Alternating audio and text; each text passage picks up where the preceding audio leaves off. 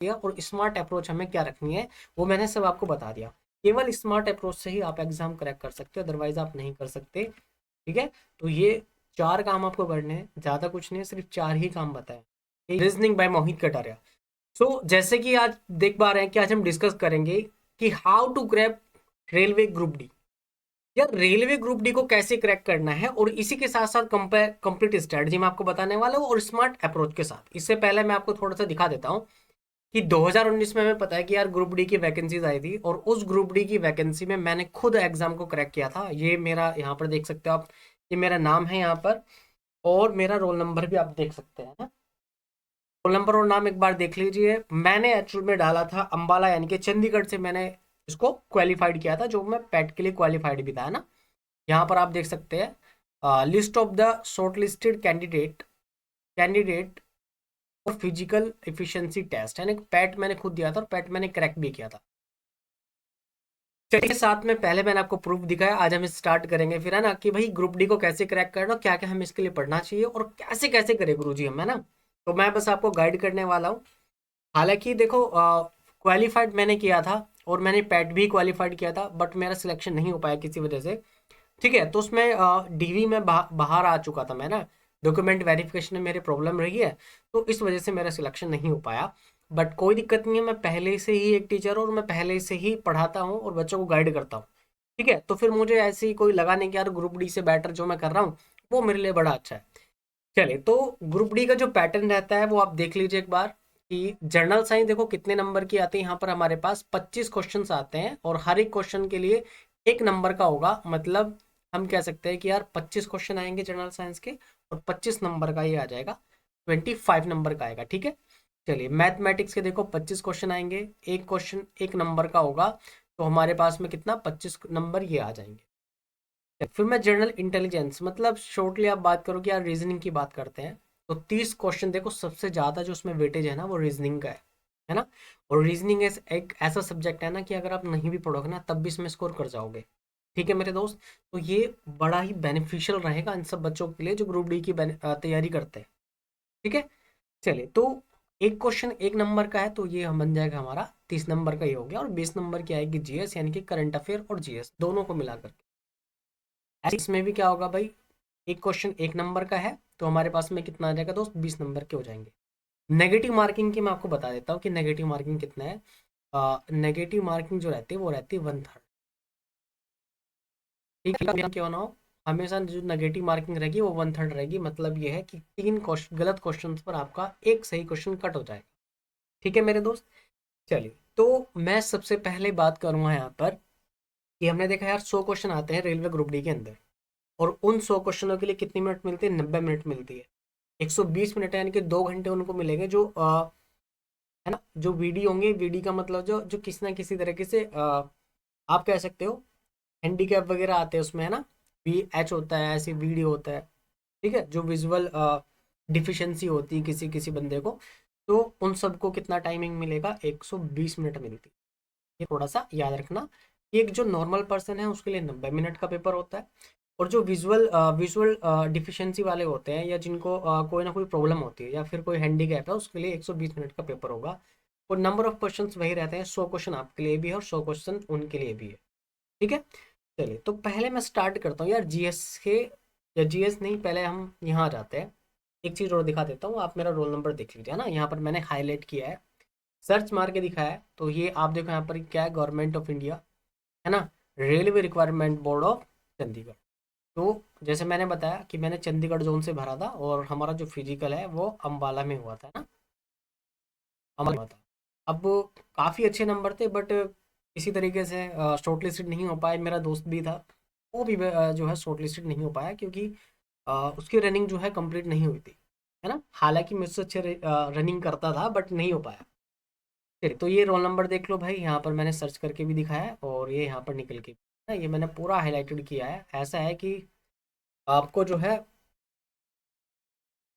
ठीक है, कर रहे हैं ना कि आज के टाइम में यार कोई एग्जाम निकालते निकालते हैं नहीं, और आपको कुछ भी बता देते हैं सिर्फ और सिर्फ व्यूज लाने के चक्कर में, है ना।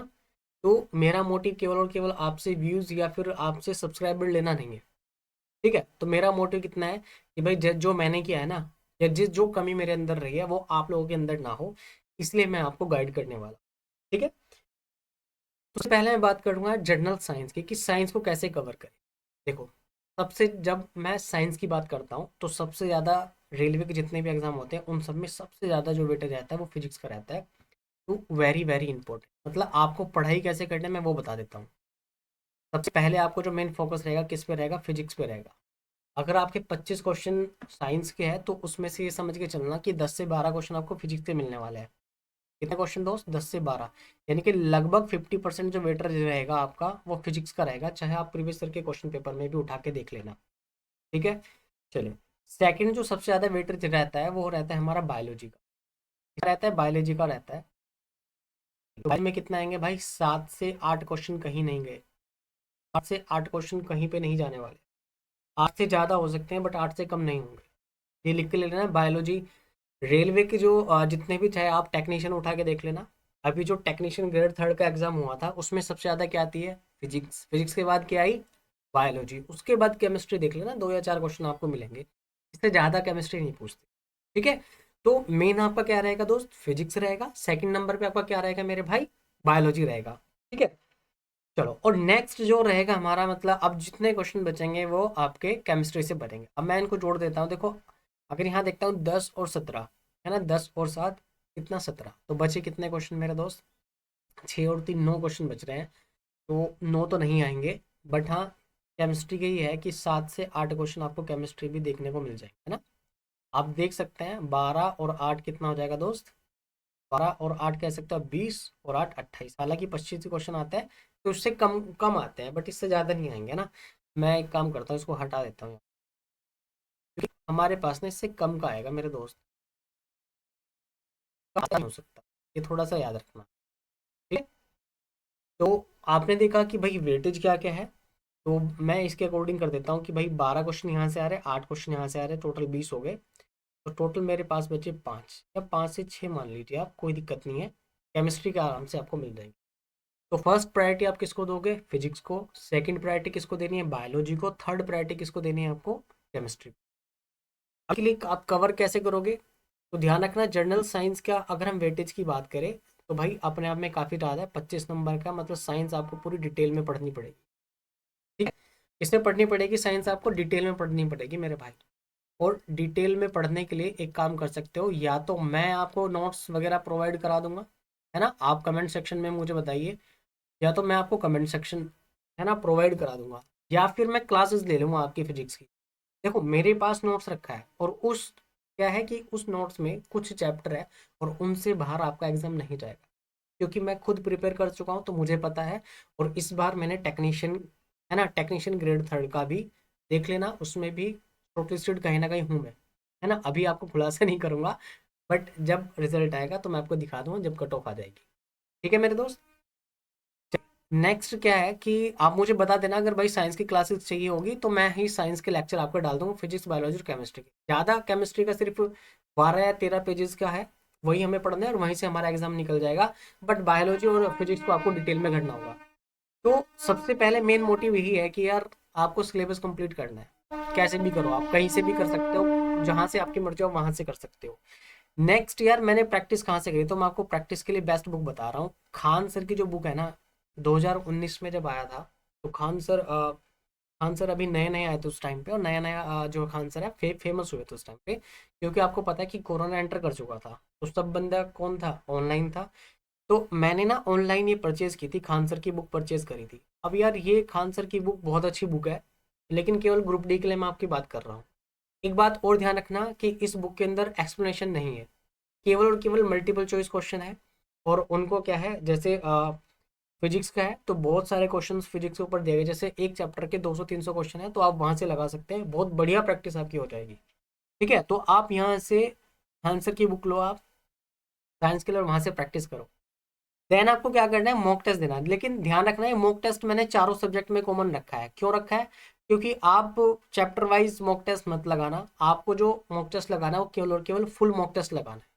फुल का मतलब आप इधर जनरल साइंस पढ़ते रहिए साइंस, बट आपको ना एक, चलो अगर एक नहीं लगा सकते तो कम से कम हफ्ते में 2 मॉक टेस्ट आपको लगाना है। वैसे मैं प्रेफर करूंगा कि मॉक टेस्ट तो आपको ना डेली देना चाहिए। मॉक टेस्ट से क्या होगा, आपकी परफॉर्मेंस जो है ना बूस्ट होती है। ठीक है, ये हमारा साइंस का था। अब मैं आ जाता हूँ मैथ्स पर। देखो, मैथ करना है सबसे पहले वही बात है कि आप अपना सिलेबस को कंप्लीट करें। कंप्लीट करो। आप एक काम कर सकते हैं, मैंने ना प्लेलिस्ट बना रखी है, ठीक है, इसी चैनल पर आप सब्सक्राइब करो, आप जाओ प्लेलिस्ट देखो और मैथ्स का कोई भी कॉन्सेप्ट पढ़ना वहां से स्टार्ट कर दो, है ना। अगर आपको रेशियो पढ़ना है तो रेशियो का कॉन्सेप्ट देख लो, प्रोपोर्शन पढ़ना है प्रोपोर्शनल कॉन्सेप्ट देख सकते हो, टाइम एंड वर्क पढ़ना है तो टाइम एंड वर्क का देख सकते हो। भाई जिसका चाहे उसकी प्लेलिस्ट आप ओपन करके देख लो, चैप्टर वाइज मैंने डाल रखी है। ठीक है, देन आपको क्या करना है, सिलेबस कंप्लीट हो जाने के बाद प्रैक्टिस करना है, क्वेश्चनों की प्रैक्टिस करना है। अच्छा एक बात और यार, ऐसे भी बंदे होते हैं ना भाई जो काम भी करते हैं और चाहते हैं कि हम एग्जाम निकाल दे। मेरे भाई 100% निकाल सकते हैं, और आप क्या, कोई भी निकाल सकता है। बस उसके लिए ना एक काम करना पड़ेगा कि आपको ना मॉक टेस्ट देने पड़ेंगे पहले चैप्टर वाइज, या टेस्ट लगाओ मैथ्स के। आप कंप्लीट सिलेबस कंप्लीट मत करो, लेकिन थोड़ा बहुत आपको पहले पता होना चाहिए कि भाई इस सिलेबस के अंदर ये आता है और ये मैंने चीजें पढ़ी हुई हैं। जो बंदा पहले पढ़ रखा है उसके लिए क्या करना है, उसे बस चैप्टर वाइज टेस्ट लगाना है। जैसे चैप्टर वाइज टेस्ट आपके कंप्लीट होंगे, आपको मॉक टेस्ट पे अपना आ जाना है। और ध्यान रखना, मैथमेटिक्स में सबसे ज़्यादा जो रोल प्ले करता है ना, सबसे ज़्यादा जो रोल प्ले करता है, वेरी वेरी इंपॉर्टेंट, ध्यान रखना, वो फुल मॉक टेस्ट करे। अब फुल मॉक टेस्ट निकालो। फुल मॉक टेस्ट कैसे निकालना है, 2019 में एग्ज़ाम आया था, हालांकि नहीं हुआ, बट ये 2021 में कंडक्ट हुआ था। ठीक है, हाँ 21 में कंडक्ट हुआ था, सितंबर के आसपास, है ना।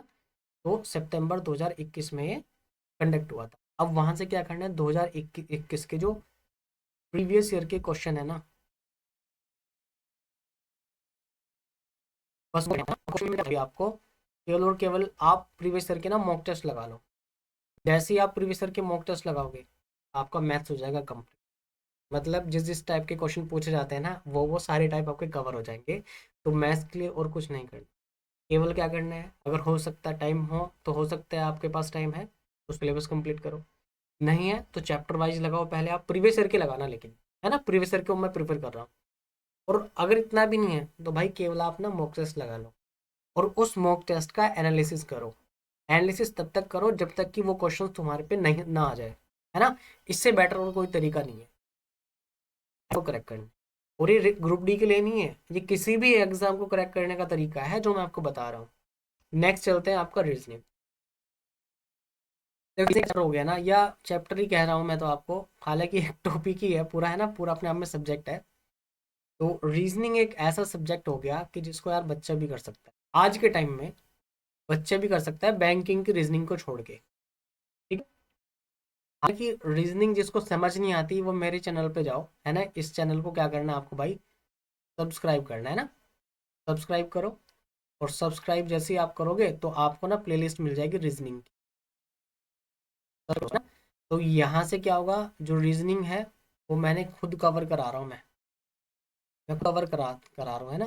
वैसे मैं 5 साल से पढ़ा रहा हूँ, अपने चैनल पे नहीं पढ़ा रहा हूँ, बट ऑनलाइन जो प्लेटफॉर्म होते हैं उन पर मैंने पढ़ाया है, और मर्चेंट लेवल के लिए भी मैं पढ़ा चुका हूँ। तो मुझे पता है कि कहाँ कहाँ से कौन कौन से एग्जाम में किस लेवल की रीजनिंग आ सकती है। तो यहाँ पर जो रीजनिंग आएगी ना वो बेसिक लेवल की आएगी, ज़्यादा इसमें आएगा नहीं, यहाँ बेसिक लेवल चलता है। और लेवल आप क्या करोगे, आप रीजनिंग की प्लेलिस्ट में जाओगे। फिर से बता देता हूँ आपको क्या करना है, प्लेलिस्ट में जाना है ना, और जो भी जिस भी चैप्टर का आपको देखनी है रीजनिंग, वो आप देख सकते हैं। आप कहोगे तो मैं एक एक क्लासेस ऐसी ले लूँगा, like a marathon. Like a marathon मतलब ऐसी क्लासेस दे दूंगा कि जो तो 2-3 घंटे में पूरा चैप्टर ही खत्म कर देंगे, वन शॉट वाला। तो इसके लिए ना केवल आपको प्रैक्टिस करने, ज़्यादा और कुछ करना जरूरत नहीं है मेरे अकॉर्डिंग। अगर आप क्लासेस भी नहीं देखोगे ना, तो आप रीजनिंग की सिर्फ प्रैक्टिस कर लो प्रीवियस ईयर से, वहाँ से काम बन जाएगा। जब लगाओगे ना तो एक डाउट निकल के आएगा कि यार जो आपके स्ट्रॉन्ग चैप्टर है उनको तो रहने दो, लेकिन जो आपको वीक चैप्टर होगा ना, वीक समझते हो, जो कमजोर चैप्टर है, जैसे सिलोग्ज्म आपसे नहीं हो रहा, जैसे स्टेटमेंट वाले क्वेश्चन आपसे नहीं बन रहे, तो उन्हें क्या करना है, उनके जो डाउट होंगे उसको क्लियर करना है। ठीक है, जितने भी डाउट्स हैं उन सारे इसके सारे डाउट्स को क्लियर करो आप, है ना। तभी कुछ हो पाएगा, नहीं तो अदरवाइज नहीं हो पाएगा। चैप्टर वाइज टेस्ट दे दो आप उसको। चैप्टर वाइज टेस्ट दोगे, देखो ये मैंने चारों के चारों में फुल फुल ही लिखा है। आपको ऐसा नहीं कि मॉक टेस्ट अलग अलग लगाना है, केवल रीजनिंग और मैथमेटिक्स के आपको चैप्टर वाइज टेस्ट लगाने हैं। अदरवाइज आप फुल मॉक टेस्ट जब आप दोगे तो साइंस वहाँ कवर हो जाएगी और आपकी जो जीएस है वो भी वहीं पर कवर हो जाएगी। ठीक है, फुल मॉक टेस्ट नेसेसरी है। लगाने के बाद ना का एनालिसिस भी उतना ही नेसेसरी होगा, है ना। एनालिसिस देना मत भूलना मेरे भाई। ठीक है?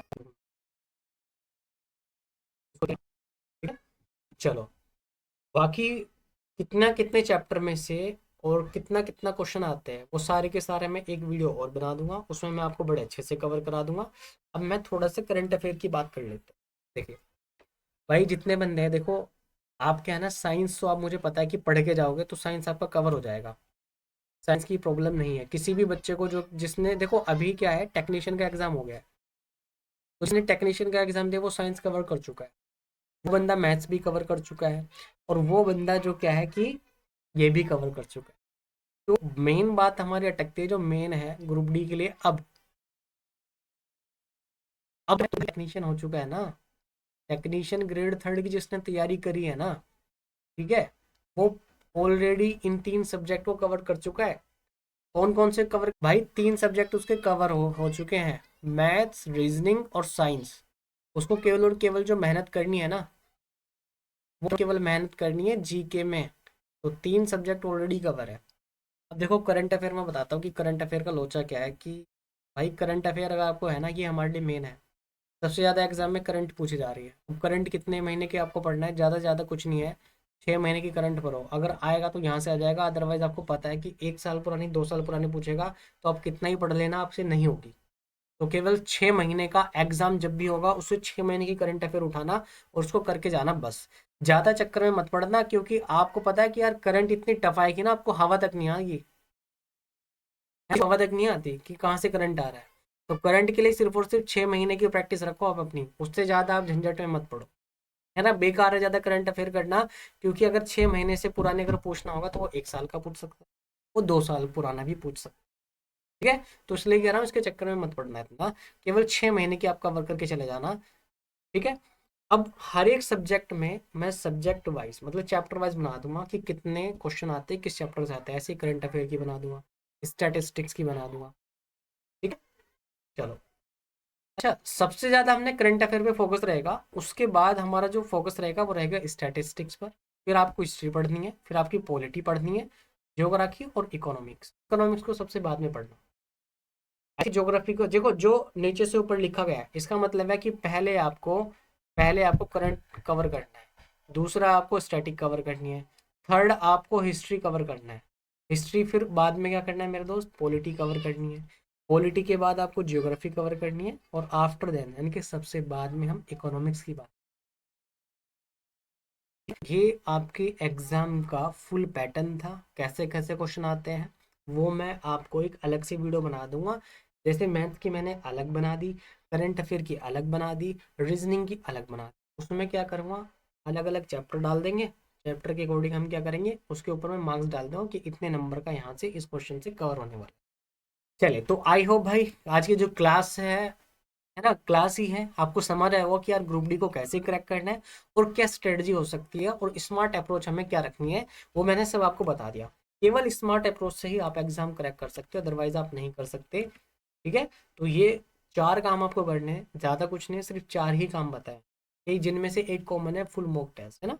चलिए, तो अगर भाई वीडियो अच्छी लगी हो तो चैनल को सब्सक्राइब करना है, एंड लाइक सब्सक्राइब कर देना, और मेरे साथ जुड़े रहना है, ताकि मैं आपका ना कंप्लीट सिलेबस कवर करा सकूँ। चलिए, तो मिलते हैं भाई नेक्स्ट